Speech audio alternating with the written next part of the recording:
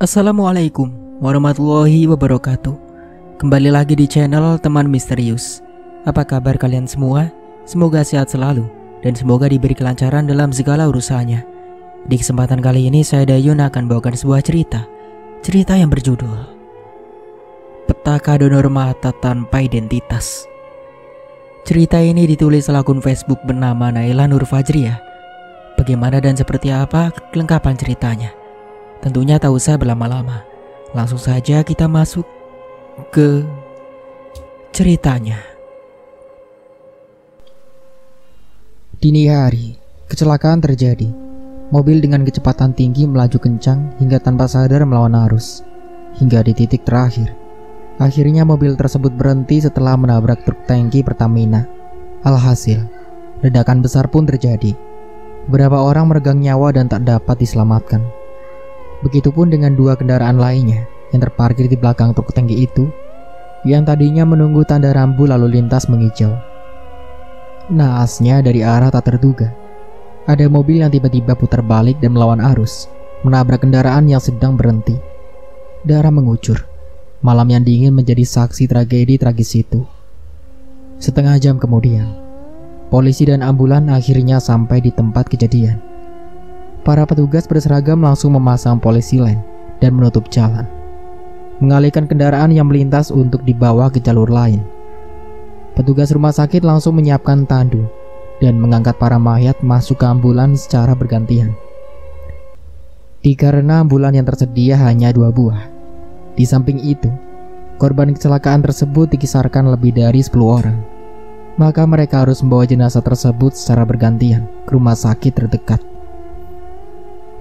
Salah satu anggota kepolisian berlari ke arah satu mobil, yang dimana pelakunya akan ditetapkan sebagai tersangka. Namun posisi pemuda itu ternyata juga tak kalah memprihatinkan. Tubuhnya terjepit badan mobil yang sempat terguling, serta mata sebelah kirinya tertancap kaca. Mobil dalam kondisi ringsek parah, semua badan mobil hancur, pun kacanya yang hampir melebur menjadi debu. Sekuat tenaga mereka mengeluarkan pria itu.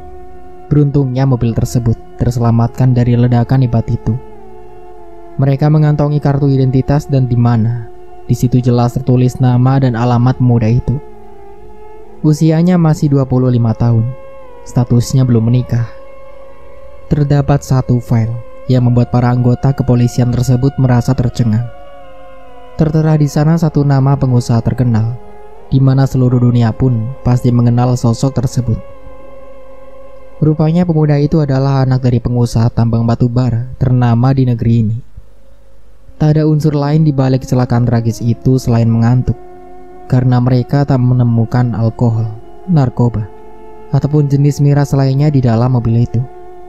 Saat dicek, ternyata nadi di tangannya masih berdenyut, namun keadaannya lemah. Secepat mungkin mobil kepolisian pun segera dikosongkan untuk melarikan pria yang masih hidup itu ke rumah sakit. Tak mungkin jika harus menunggu ambulan yang entah kapan tibanya, karena melihat jenazah lainnya yang masih tergeletak juga menunggu tandu.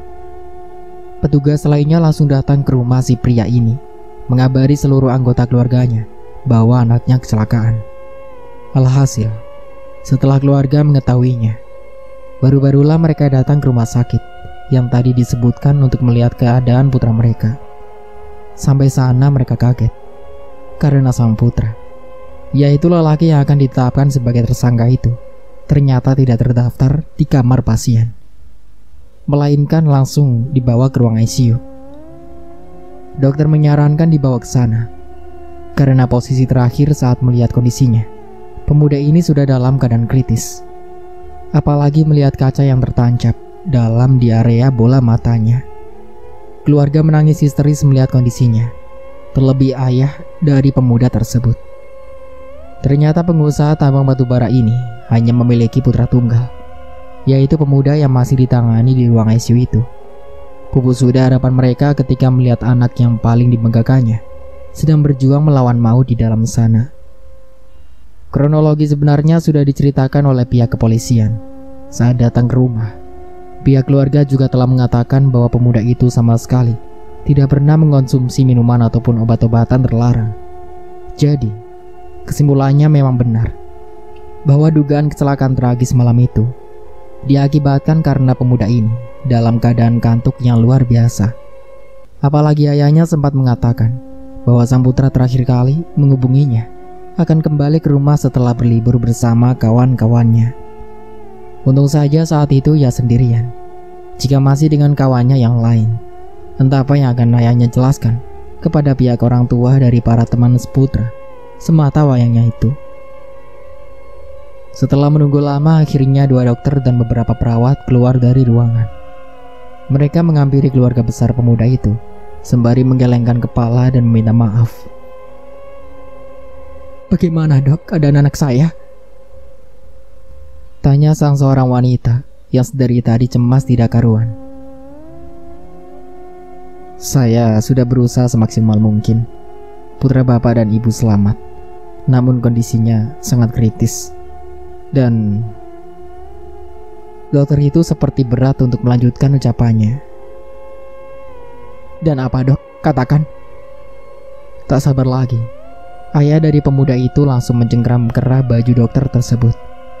Untung saja langsung ditenangkan oleh wanita tadi dan juga pihak keluarga yang lain.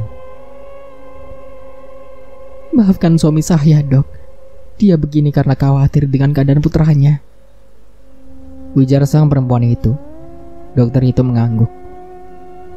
"Sekali lagi, maafkan kami, Pak, Bu. Putra Anda selamat, namun mata sebelah kirinya mengalami kebutaan total. Alhasil dia harus kehilangan penglihatannya pada satu matanya." Jelas sang dokter pada mereka. Orang tua dari pemuda itu pun langsung syok. "Berapapun biayanya akan saya bayar, Dok.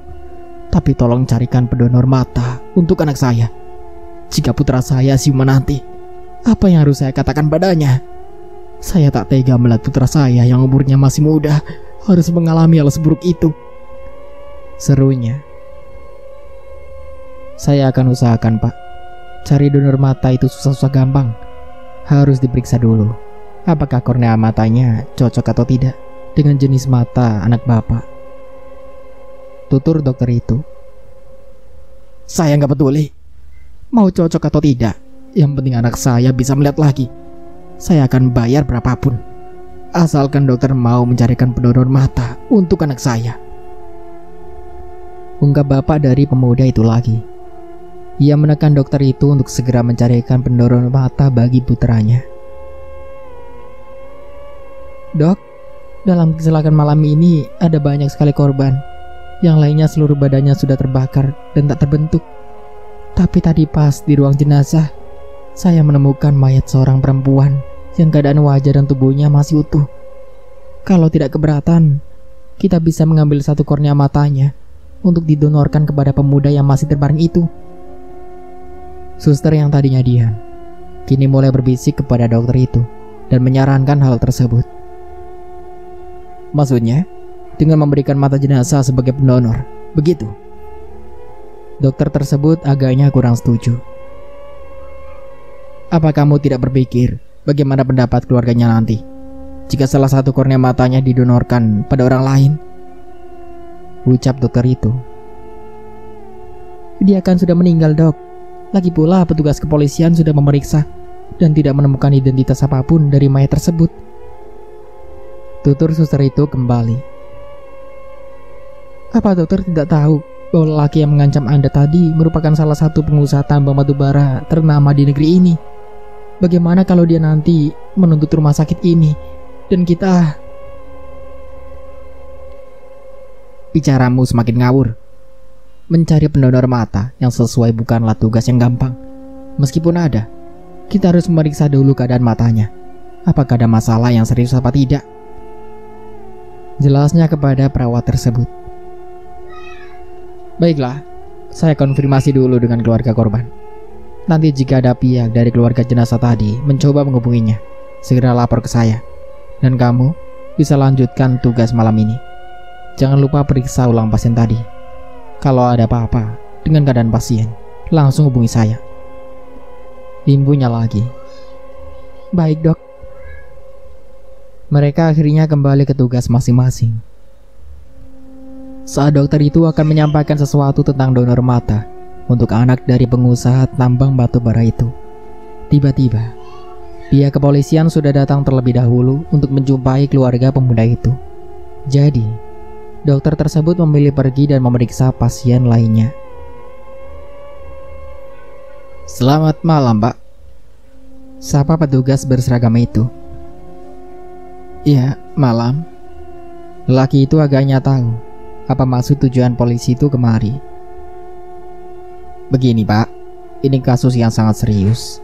Tapi melihat keadaan anak Bapak, bikin repot. Begini sajalah, kumpulkan semua anggota keluarganya dan tanya apa mau mereka. Saya akan ganti semua kerugian yang disebabkan oleh putra saya." Belum juga polisi itu menjelaskan semua kronologinya, lelaki itu memotong pembicaraan. Ia tidak mau ambil pusing atas kasus yang dibuat oleh anak semata wayangnya itu. "Pak, tapi ini soal nyawa, dan kami pihak kepolisian sudah menetapkan anak Bapak sebagai tersangka.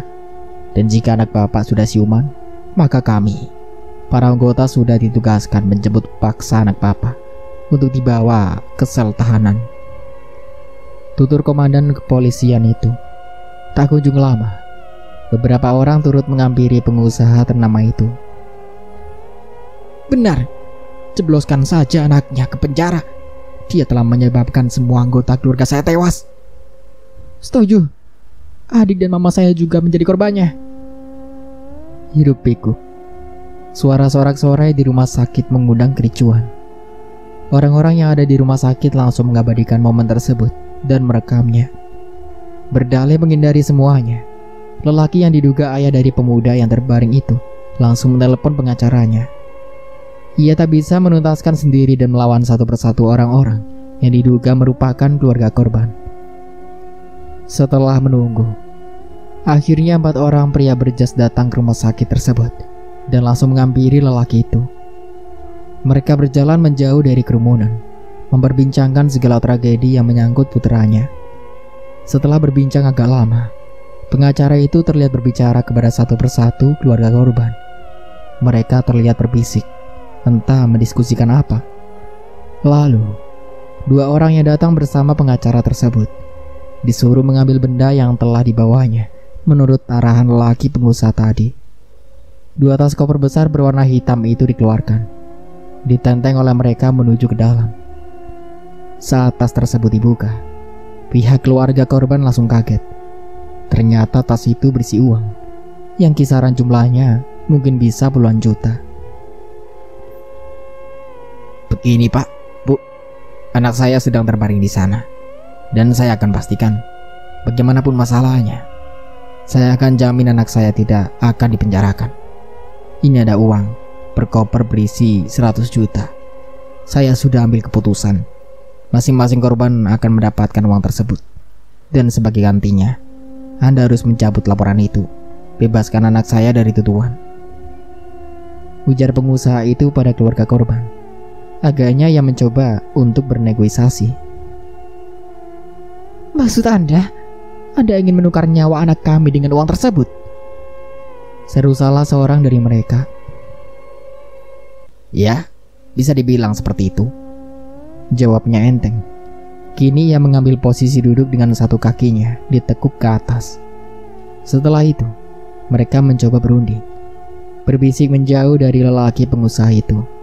Setelah beberapa menit, "Uang ini kami terima, tapi keputusan tetap ada di tangan hakim," ujar ibu-ibu yang diduga orang tua dari salah satu korban kecelakaan itu. Hingga pada akhirnya, 2 koper berisi ratusan juta itu diambil oleh kedua belah pihak keluarga korban. Pengusaha tersebut nampak menyunggingkan bibir. "Dasar manusia, kalau sudah melihat uang," ungkapnya. "Pak Edward, tolong atur semuanya. Kasih uang yang jumlahnya sama kepada keluarga korban. Dan pastikan juga semuanya mencabut laporan dugaan tersebut terhadap anak saya," perintahnya kepada sang pengacara. Pengacara itu pun mengangguk. Tak berselang lama, dokter tadi kembali lagi untuk memberitahukan bahwa donor mata untuk anaknya sudah ada. Bagaimana, Dok? Pengusaha itu langsung menghampirinya. Ada, Pak. Tapi dokter itu ragu untuk menceritakan semuanya. Tapi apa? Masalah uang lagi? Tenang aja kalau itu. Berapapun yang dokter mau akan saya kasih, ucapnya congkak. Bukan di situ, Pak, masalahnya, sahut dokter itu. Lalu di mana? Operasi kan tinggal operasi saja. Donor matanya kan katanya sudah ada. Apalagi yang dipikirkan? Sentak pengusaha itu. Begini, Pak, donor matanya memang sudah ada. Semuanya sudah saya tes. Tak ada masalah apapun pada kornea matanya, seru dokter tersebut. Terus? Bagus dong kalau gitu. Kan operasinya bisa secepatnya dilaksanakan, sahut lelaki super kaya itu. Yang jadi masalahnya, anak bapak akan mendapatkan donor mata dari pasien yang sudah mati.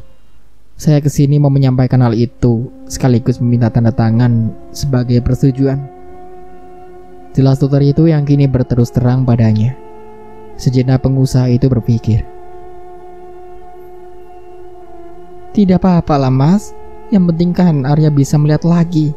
Nanti apa kata rekan kerja kamu kalau mereka sampai tahu anak kamu itu buta? Belum lagi kasus kecelakaan yang menewaskan banyak korban akibat ulahnya. Bisa hancur nanti reputasi nama besar Wardana kan? Ada satu wanita. Ia masih muda, mendekat ke arah mereka. Ia menyuruh pengusaha itu untuk menerima saja donor mata yang sudah ada itu, meskipun itu dari orang yang sudah meninggal. Begitu ya? Baiklah, Dok, saya setuju. Atur saja baiknya bagaimana. Dan tidak usah khawatir tentang biayanya. Untung ada kamu, sayang, ujarnya sembari menowel dagu wanita tadi. Akhirnya keputusan ia serahkan kepada dokter itu. Yang terpenting, putranya itu bisa melihat lagi. Setelah menerima tanda tangan, dokter tersebut langsung menginfokan kepada tenaga medis lainnya yang akan membantunya untuk menyiapkan segala persiapan operasinya. Untung ada kamu, sayang. Gak salah ternyata Mas pilih kamu sebagai pengganti ibunya Arya yang sudah tiada. Makasih ya. Lelaki itu kembali memuji wanita tersebut, yang tak lain merupakan istri keduanya, ibu tiri dari pemuda yang tergeletak tak berdaya di ruang ICU itu. Setelah itu, dokter langsung memindahkan pemuda itu ke ruang operasi. Raut wajah pengusaha itu sangatlah bahagia. Segalanya akan kulakukan asal putraku bisa melihat kembali. Tak peduli, meskipun itu harus mencongkel mata dari orang yang sudah mati, ucapnya.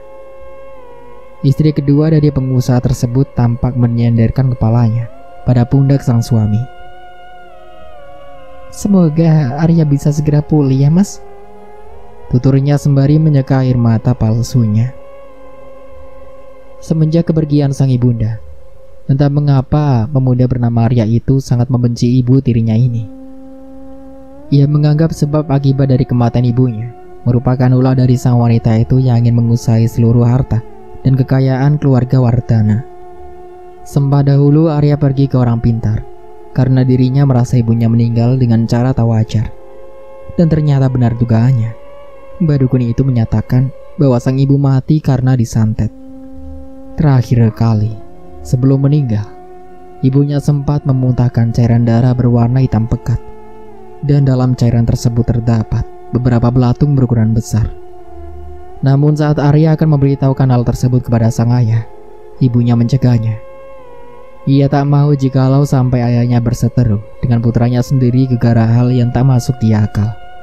Padahal semua itu benar nyatanya, dan Aryalah yang menjadi saksi atas kematian tak wajar yang menimpa ibunya. Beberapa kali Arya mencoba menjelaskan kepada pengusaha tersebut. Namun, bujuk rayu Andini, si ibu tiri sungguh dahsyat. Penjelasan Arya tadi gubris. Ia malah menganggap anaknya itu depresi setelah ditinggal ibunya. Mungkin inilah salah satu penyebab kecelakaan tersebut terjadi.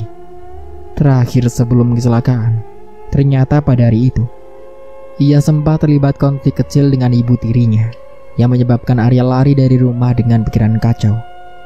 Namun tak bisa dipungkiri, yang namanya anak, pasti semua orang tua akan merasa khawatir jika terjadi hal yang buruk padanya. Begitupun dengan apa yang dirasakan oleh pengusaha itu. Semua yang ada di sini, tolong rahasiakan apa yang sudah terjadi. Jangan sampai Arya tahu bahwa donor mata itu berasal dari orang yang sudah mati. Siapapun yang membocorkan hal itu, saya pastikan orang itu akan menerima hukuman yang setimpal dan didepak dari anggota Wardana, entah itu dari orang luar maupun orang dalam. Himbaunya kepada semua sembari melirik tajam ke arah istrinya. 2 jam operasi berlangsung, dan akhirnya lampu ruangan operasi itu redup. Dokter dan beberapa suster yang membantunya keluar. Dengan raut wajah tenang, dokter itu mengatakan bahwa operasinya berhasil. Namun untuk membuka perban pada area matanya perlu menunggu beberapa minggu lagi. Begitulah penuturannya. Kemudian beberapa suster nampak memindahkan mayat wanita cantik itu ke ruang jenazah, menunggu sampai ada pihak dari keluarganya mengambil jenazahnya. Singkatnya, akhirnya hari yang ditunggu pun tiba. Inilah waktunya untuk menyaksikan putra tunggalnya itu bisa melihat lagi. Pengusaha tersebut tak sabar ingin melihat hasilnya. Perlahan sang dokter mulai membuka perban matanya, dan kondisi Arya pada saat itu sudah lebih baik dari sebelumnya. Jauh dari prediksi koma, seperti yang dituturkannya beberapa minggu yang lalu. Santunan uang 100 juta kepada tiap-tiap korban juga sudah diterima keluarganya. Pengusaha itu sangat berharap dengan apa yang ia lakukan pada saat itu bisa membungkam mulut mereka agar tak menceritakan kasus itu kepada putranya, sekaligus sebagai uang sogokan untuk mencabut laporan yang sudah mereka buat terhadap Arya. Harusnya menghilangkan beberapa nyawa, taruhannya tidak cukup. Walaupun itu dimasukkan penjara bertahun-tahun, hukuman setimpalnya ialah dipenjara seumur hidup, jika tidak harus dihukum mati. Namun lain halnya jika orang tersebut merupakan anak dari pengusaha sangat kaya raya. Apalagi jaminannya bukan main, 100 juta per korban. Nah Arya, sekarang buka matanya perlahan ya, suruh dokter tersebut pada pemuda itu. Arya mengangguk. Ia pun membuka pelan matanya. Pelan-pelan saja, lalu kedipkan mata kamu berulang, dan jangan dikucek, tambah dokter itu lagi. Arya mengedipkan matanya. Pandangannya samar. Sekejap cahaya bisa ia lihat. Selanjutnya ia bisa melihat dengan sempurna. "Pak, aku sudah bisa melihat, Pak," ungkapnya gembira. Sang ayah pun dengan bahagia langsung memeluk putranya. Kini pandangannya tertuju pada gadis cantik berambut ikal. Gadis itu menggunakan kacamata hitam, dan ia menggenggam tongkat kecil panjang. Siapa gadis itu? Aku belum pernah melihatnya sebelumnya. Apa mungkin dia anak dari istri kedua papa? Hatinya mulai bertanya-tanya. Sayang, hari ini papa akan buatkan pesta meriah untuk kesembuhanmu ini. Kamu boleh undang siapa saja yang kamu mau, seru pengusaha itu sembari mengusap lembut kepala putranya. Makasih, Pak. Arya hanya menorehkan senyum. Mungkin anak lainnya akan bahagia sekali jika akan dibuatkan pesta meriah dan semoga itu. Apalagi semua itu dikhususkan untuk dirinya. Namun beda halnya dengan Arya. Semeriah apapun pestanya, akan tetap terasa hampa tanpa sosok ibu. Meskipun saat ini ia mempunyai ibu sambung, tapi semua itu tak akan pernah bisa untuk menggantikan kasih sayang sang ibu kandung yang kini sudah bahagia dipelukan sang ilahi. Tak terasa air mata Arya meneteskan kala itu. Dengan sigap, Andini langsung mengusap peluh putih yang mengalir di pipi sang anak. Namun Arya malah menampik tangannya. Jangan sok peduli sama gue. Ingat, sampai kapanpun lo gak bisa gantiin tempat ibu kandung gue, ungkapnya. Arya pun langsung bangkit dan meninggalkan ruangan itu. Kamu yang sabar ya. Pasti suatu saat nanti Arya bisa kok menerima kehadiran kamu. Hibur sang suami. Andini mengangguk. Lagi-lagi memasang wajah drama dengan mengeluarkan air mata palsu andalannya. Arya berjalan menelusuri lorong rumah sakit. Dalam hatinya ia senang, masih dipedulikan oleh sang ayah. Namun kesedihan lainnya kini telah mengisi kembali kisah kenangan yang masih tertata rapi dalam ingatannya. Kenangannya bersama ibunya yang telah tiada. Semuanya akan terlupakan semenjak kehadiran wanita pengganti almarhumah mamanya itu. Kebencian Arya kepada Andini semakin mendalam. Ia merasa bahwa Andini selalu saja mencari kesempatan untuk memprovokasi ayahnya dalam hal apapun. Bodohnya lagi, sang pengusaha selalu takluk dengan semua yang diucapkannya. Pesta yang dibuat sang ayah untuknya rasanya tak ada arti dan kesan apapun tanpa dirinya sosok seorang ibu. Arya mencoba duduk di kursi ruang tunggu yang ada di rumah sakit itu. Suasana nampak sepi. Tak ada suster maupun pekerja medis lainnya yang berlalu lalang seperti biasanya.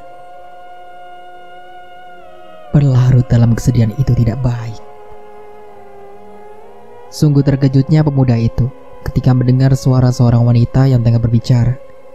Dilihat di sampingnya, ada seorang wanita cantik mengenakan kacamata hitam kini sedang duduk santai tepat berdampingan dengannya. Kamu, bukankah kamu gadis yang ke ruanganku bersama wanita itu? Ucapnya. Wanita yang ada di sampingnya ternyata sama dengan perempuan yang dilihatnya tadi di ruangannya. Ia menunggunya bersama dengan anggota keluarga yang lain di saat momen perbannya dibuka. Namun Arya masih tak tahu siapakah wanita itu sebenarnya. Ia mengira bahwa wanita tersebut adalah keluarga dari ibu sambungnya. Wanita itu hanya tersenyum tanpa menjawab pertanyaan Arya. Muncul tanpa diundang, seperti tentu saja, gerutunya. Siapa? Aku? Aku kan dari tadi duduk di sini. Kamu saja yang gak merhatiin. Balas perempuan itu padanya. Perasaan tadi di sampingku gak ada orang deh. Ucapnya lirih dalam kebingungan, sembari menggaruk kepalanya. Berat sekali ya. Masalahnya sampai termenung lama begitu tadi? Tanya wanita itu. Bukan urusanmu, jawab Arya ketus. Lagi dan lagi, wanita tadi hanya tersenyum. Tak berselang lama wanita tadi bangkit dan berjalan ke arah lorong rumah sakit. Tepat di depan sana, ada sebuah hospital bed yang diletakkan di jalan begitu saja. Ia melihat dengan jelas bahwa wanita itu berjalan dengan alat bantu tongkat panjang. Arya pun langsung merasa bahwa ada kelainan dalam penglihatan wanita itu. Dengan cepat, Arya pun langsung berlari untuk memindahkan hospital bed tersebut supaya wanita itu tidak tertabrak. Suara decitan roda panjang rumah sakit itu membuat wanita itu kaget. Kamu gak lihat? Kalau di depan kamu tadi ada hospital bed, ucap Arya dengan nada tegas. Namun ada terselip sedikit kepedulian di hatinya. Wanita itu tersenyum lagi. Orang Buddha mana bisa lihat? Setelah berucap demikian, wanita tersebut melanjutkan jalannya menuju ke arah lorong. Dasar wanita aneh, oceh Arya. Ia pun langsung membalikkan badan dan berniat menuju ruangan semula. Baru beberapa langkah, dari kejauhan Arya dikejutkan oleh seorang bapak-bapak yang berjalan dengan terseok-seok. Mendadak rumah sakit yang tadinya sepi menjadi ramai. Namun Arya merasa orang-orang yang berlalu lalang di sana wajahnya nampak pucat semua. Pandangannya juga kosong, menatap ke arah depan. Tak hanya itu, kini netra Arya melihat satu hospital bed yang ditutup oleh kain berwarna putih nampak berjalan sendiri tanpa ada yang mendorongnya.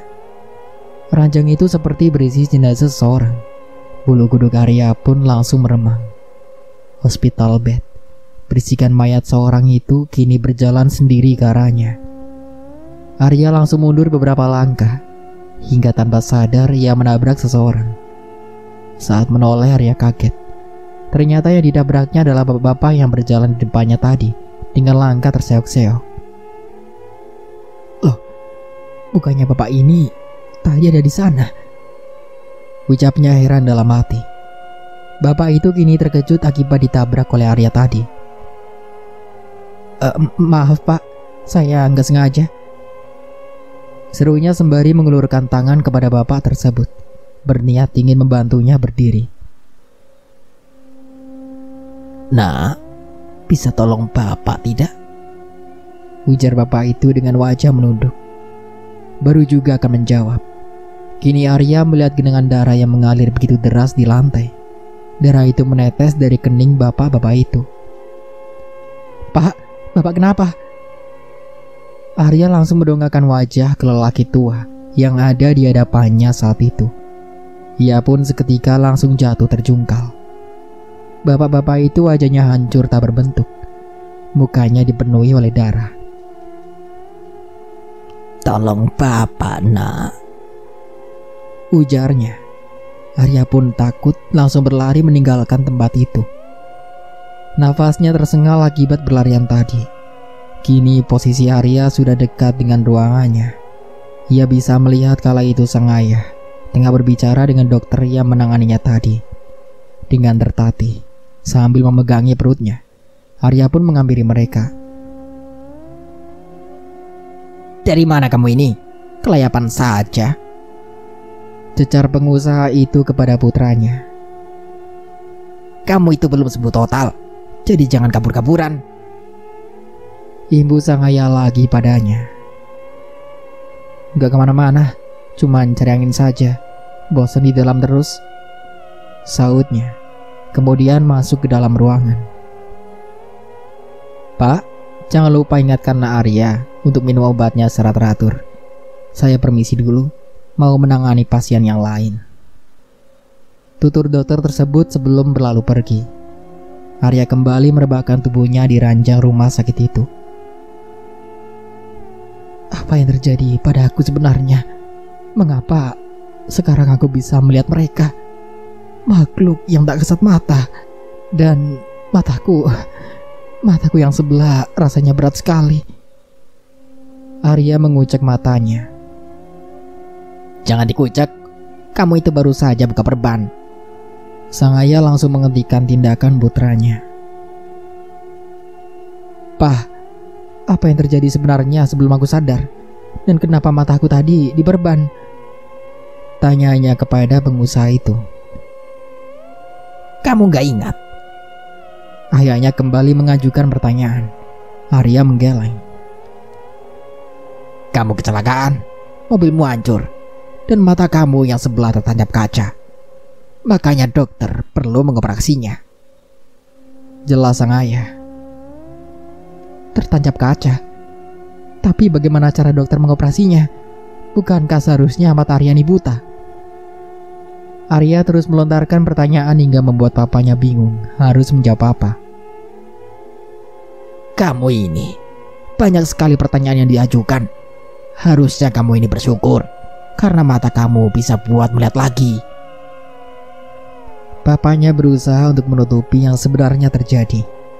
Ia tak mau apa yang telah dilakukannya untuk putranya itu sia-sia.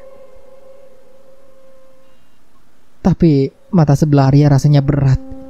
Seperti gak kayak biasanya, Pak. Arya masih kekeh dengan apa yang dirasakannya pada penglihatannya saat ini. Ya itu karena mungkin kamu perlu istirahat. Makanya jangan kelayapan kemana-mana. Sudah, sekarang kamu istirahat dulu. Sore nanti kita akan kembali pulang ke rumah. Dan malamnya Papa akan adakan pesta meriah untuk merayakan kesembuhan kamu, ujar pengusaha itu.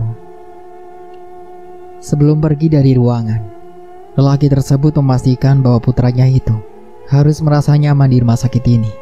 Tak lupa ia membalutkan selimut di bagian tubuh Arya, kemudian mencium dahi sang putra.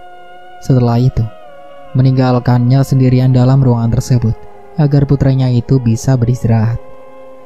Arya pun tanpa sadar akhirnya tertidur. Namun baru beberapa menit matanya terpejam. Ia terlihat begitu gelisah. Mimpi buruk pun dimulai saat itu. Ada seorang lelaki yang berlari ketakutan meminta bantuan. Ia dikejar oleh arwah penasaran. Hingga akhirnya ia bertemu dengan seorang nenek tua yang tidur sendirian di depan ruko. Lelaki itu pun beristirahat sejenak di sana. Tepat dirinya saat ini duduk di samping nenek yang sedang tertidur itu. Beberapa saat, ia merasa bahwa ada yang aneh dengan bagian tubuh si nenek. Ia pun menunduk untuk memastikan apakah yang dilihatnya malam itu adalah nyata atau hanya halusinasi semata. Astaga, kaki nenek ini berdarah. Nenek ini kenapa? Dan mengapa tidak ada yang menolongnya? Untuk memastikan lagi, ia mengecek nafas dan urat nadi si nenek. Lelaki itu berharap bahwa ada yang dipikirannya saat ini salah. Tidak mungkin. Lelaki itu bangkit dan mundur beberapa langkah. Saat dicek, nenek tadi ternyata sudah meninggal. Keadaannya sungguh tragis. Satu kakinya yang sebelah seperti bekas terpotong atau diamputasi. Namun anehnya, tak ada secari kain ataupun berban yang membalut lukanya, hingga menyebabkan genangan darah segar mengalir begitu saja. Ia memutuskan untuk pindah dari tempat itu, hendak menolong. Namun dirinya berpikir lagi. Ia takut jika dianggap sebagai pembunuh. Sedangkan suasana malam itu sangatlah sepi. Tak ada seorang pun yang berlalu lalang melewati jalanan selebar itu. Bahkan mobil ataupun kendaraan roda 2 lainnya tak nampak melintasi jalan itu. Saat akan pergi, tiba-tiba ia kaget karena merasa tangannya ditarik oleh seorang. Tolong nenek, Cuk. Orang yang tadi sudah tidak bernapas lagi, kini terlihat berbicara padanya. Lelaki itu pun langsung kaget bukan kepalang. Ia sampai jatuh tersungkur, tak percaya dengan apa yang dilihatnya saat ini. Tak ada pilihan lain baginya selain berlari lagi meninggalkan tempat itu. Tolong! Tolong! Ia berteriak sekencang mungkin, sampai dirinya tak sadar bahwa saat ini ia berada di perlintasan rel kereta api. Tanpa disangkanya, ada sebuah kereta yang melaju dengan kecepatan tinggi, hendak melewati perlintasan tersebut. Pemuda itu berteriak sekencang mungkin. Ia pasrah dengan apa yang terjadi selanjutnya kepada dirinya. Tidak, aku belum mati. Arya, bangun nak. Sang ayah yang melihat anaknya berteriak spontan langsung membangunkannya. Pak, Arya bingung. Mengapa kali ini dia kembali berada di rumah sakit? Kamu mimpi buruk ya? Ujar papanya. Arya tak menjawab. Keringat dingin masih terus bercucuran dari dahi hingga jatuh membasahi pakaiannya. Arya merasa bahwa semua yang dialaminya barusan bukanlah mimpi, melainkan seperti kenyataan. Ia benar-benar merasa ada di perlintasan rel kereta api. Dirinya merasa setelah matanya berhasil dioperasi, ia selalu dikejar-kejar oleh sosok-sosok arwah gentayangan. Beberapa menit kemudian, dokter yang bertugas untuk memeriksa Arya datang lagi. Dokter tersebut menyatakan bahwa hari ini Arya sudah boleh pulang. Atas rasa syukur karena putranya itu masih selamat dalam kecelakaan hebat malam itu, pengusaha tersebut merencanakan untuk membuat pesta besar-besaran untuk menyambut putranya nanti malam. Semua keluarga terhormat dan ternama akan hadir dalam pesta meriah itu. Tanpa disangkanya, ternyata ia dan juga istri barunya telah mengatur rencana pertunangan Arya dengan teman bisnisnya, seorang wanita cantik dari anak temannya yang berbisnis di bidang kuliner. Itu semua tanpa sepengetahuan anaknya, Arya. Pesta malam ini ternyata juga bertujuan untuk menetapkan pertunangan Arya. Sengaja ia tidak memberitahukan kepada putranya, karena ingin memberi kejutan padanya. Ia tak memikirkan entah putranya itu setuju atau tidak. Jika melihat paras cantik dari anak teman bisnisnya itu, pasti Arya akan lupa segalanya dan langsung menyetujui pertunangan itu. Begitulah yang dipikirkan pengusaha itu. Tak mungkin juga ia menjodohkan anaknya dengan wanita yang tak selevel dengannya. Untuk sementara aku cukupkan dulu ceritanya sampai di sini. Sampai jumpa kembali di part berikutnya. Saya Dayun pamit undur diri. Kurang lebihnya mohon maaf. Wassalamualaikum warahmatullahi wabarakatuh.